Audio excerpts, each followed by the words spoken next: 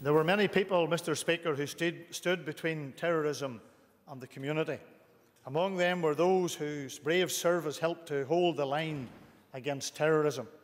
Included among them were the Ulster Special Constabulary and the UDR.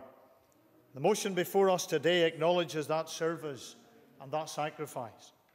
And, Mr. Speaker, it is only right and proper that this opportunity is taken to applaud the way in which the community was defended from those who sought their murder by night. A force of Special Constabulary was first raised under the Special Constabulary's Ireland Act of 1823.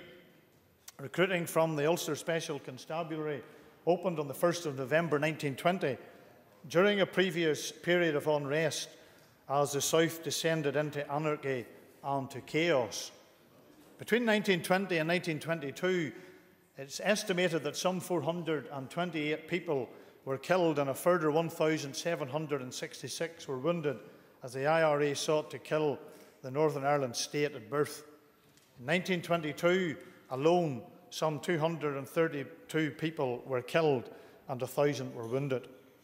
Just as the IRA would again fail in latter times, Mr. Speaker, so then too in the 1920s they also failed. When World War II broke out, there was a ready-made force of some 13,000 men available for Home Guard duties. This would later swell to some 40,000 personnel. In the 1950s, the IRA reverted back to carrying out a terrorist campaign. Ulster Special Constabulary played an important role in responding to and defeating that terrorist campaign. Indeed, it's interesting to note what the historical author Tim Pat Coogan described when he said that the B Specials were the rock on which the IRA floundered. After that period, the Ulster Special Constabulary continued to give gallant and dedicated service to this province until its dissolution.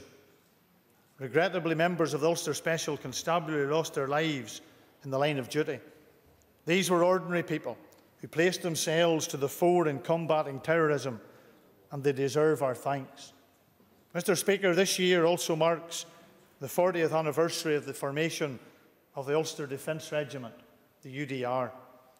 It was formed in 1970 and incorporated some former members of the Ulster Special Constabulary. Its main purpose was to engage in guard and patrol duties in Northern Ireland. It was a key component in resisting the extreme, cruel and bloodthirsty terrorist campaign waged against the entire population by Republican terrorists.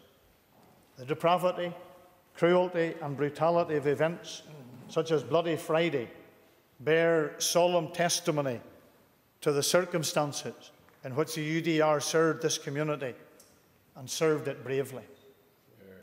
In the late 1980s, the UDR provided backup for the RUC across 85% of Northern Ireland.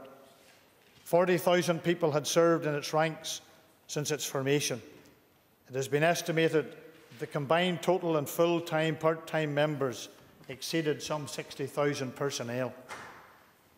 Given, Mr. Speaker, the sheer number of people who had served in the regiment and the extent of the reach of its duties and the prolonged period of time that it was in active service, its disciplinary record was nothing less than exemplary.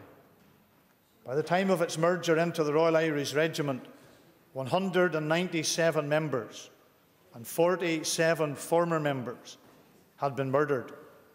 Well, while the DUP outlined the casualties within the force, they were being watched by veterans and supporters who had come to Stormont in the uniforms of both the RUC, UDR and B Specials.